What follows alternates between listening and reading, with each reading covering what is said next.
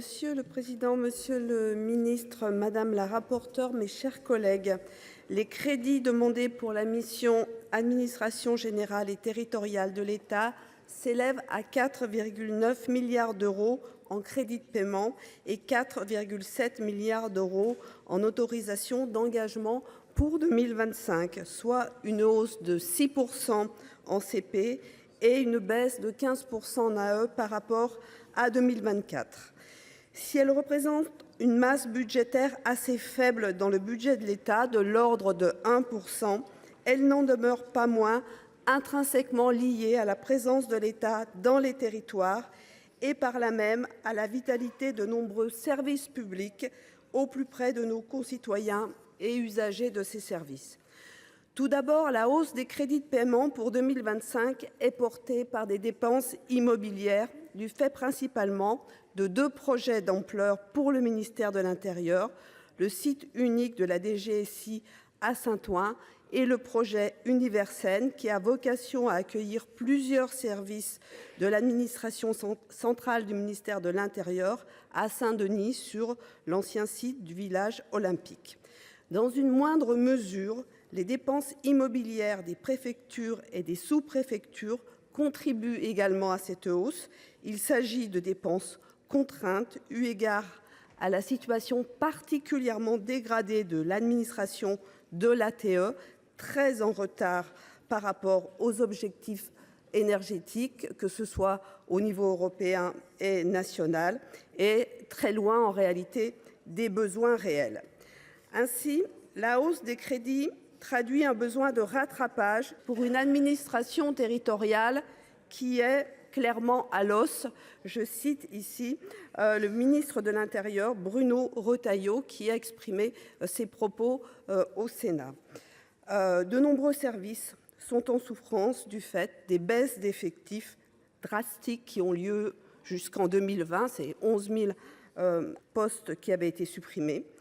Donc aujourd'hui, des services sont en souffrance. Je pense en particulier à ceux de la délivrance des titres, ceux qui assurent le contrôle de légalité des actes des collectivités territoriales, et ce, alors même que ces missions ont été jugées prioritaires, conformément au plan Missions prioritaires des préfectures 2022-2025.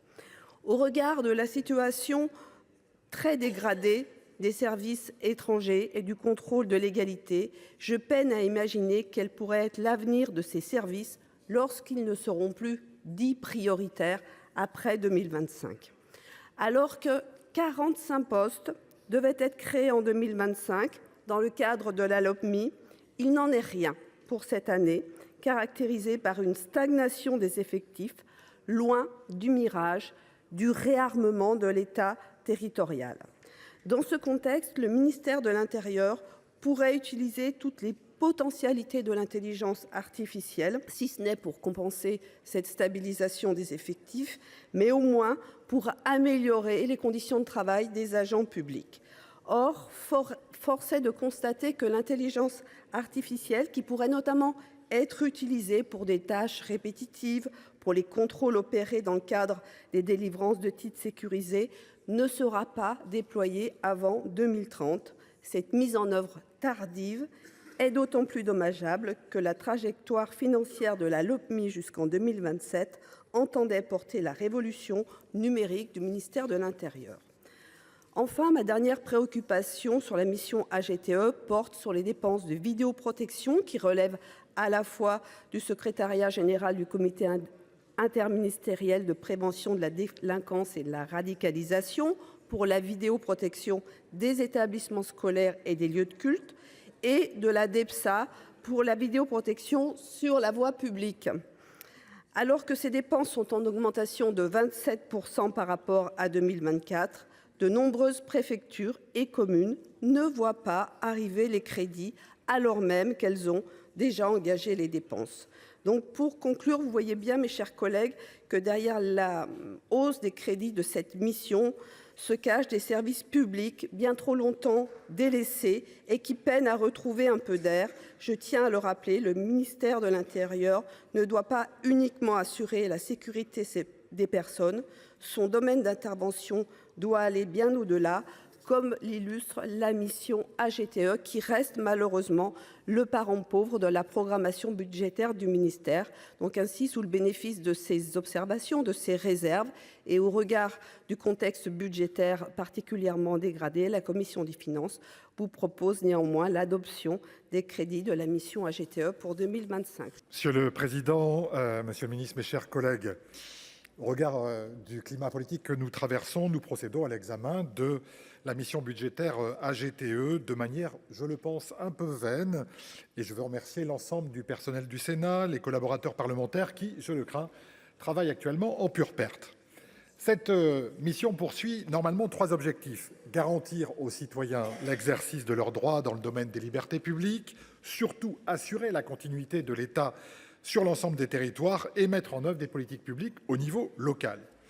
Comme cela a été dit, la mission budgétaire s'élève à un peu moins de 5 milliards et elle enregistre donc une baisse de 15,8% par rapport à la loi de finances initiale de 2024 et un peu moins aussi de 5 milliards d'euros en crédit de paiement, soit une hausse de 6,5% qui est en trompe-l'œil. Au-delà d'une disparité dans l'évolution des crédits des 3 programmes, ils sont en recul par rapport à la trajectoire pluriannuelle définie par la LOTMI et en fait, ils sont portés par des dépenses immobilières qui ne nous paraissent pas centrales.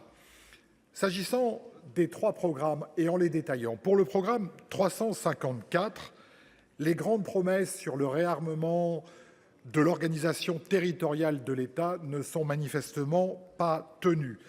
L'évolution des effectifs est nulle. Et pire, l'amendement du gouvernement au profit de la mission budgétaire sécurité risque encore d'aggraver la situation.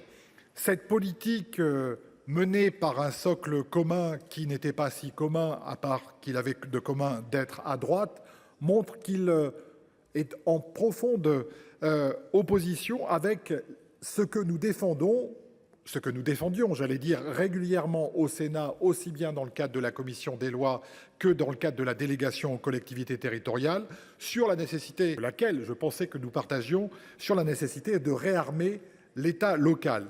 Cette loi de finances revient sur ces engagements et il faut le regretter. La nécessité de moyens humains dans les préfectures, elle s'impose à tous. Elle s'impose parce qu'elle est une condition. Elle est une condition de déploiement du service public. Et il est évident qu'à un moment où la loi Darmanin va encore augmenter la pression sur le contrôle de légalité et la délivrance et le renouvellement des titres d'identité, eh bien, il aurait fallu aborder ce réarmement territorial de manière différente.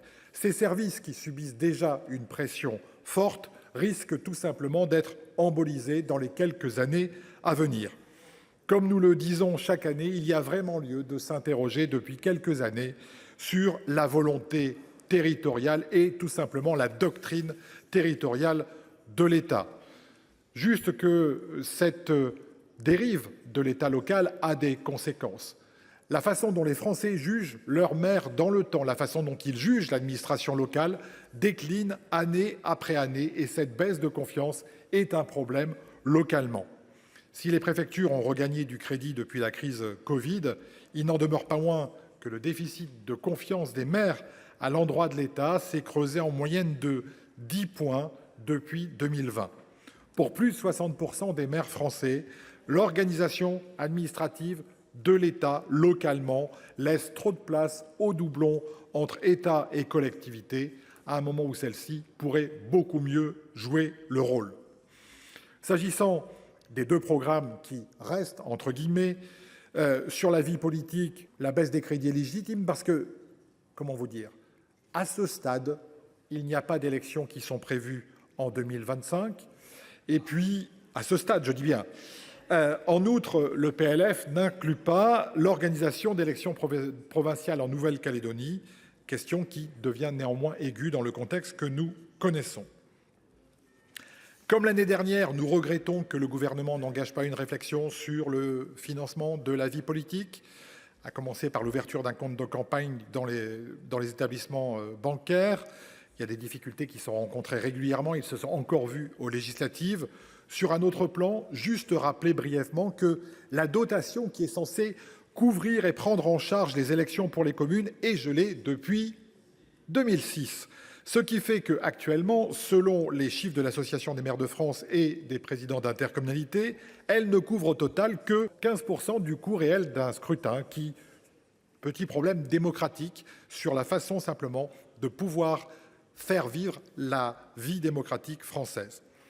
Dans son rapport publié en 2024, la Cour des comptes soulignait le manque d'informations fiables à ce sujet. Une compensation à due proportion des dépenses engagées par les communes serait un bon sens. Je ne vais pas m'étendre sur les programmes 216 qui concernent avant tout l'immobilier et vous dire simplement que nous déplorons la baisse des crédits pour la Miviludes. Considérant l'importance des moyens immobiliers, considérant la faiblesse des moyens en ressources humaines, nous étions enclins à nous abstenir. Les derniers amendements du gouvernement en la matière font que nous voterons contre ce programme parce qu'il n'est pas à la hauteur des attentes d'un État territorial qui est censé être le bien commun des Français et éviter encore une fois le sentiment d'abandon qui est vécu comme tel sur les territoires.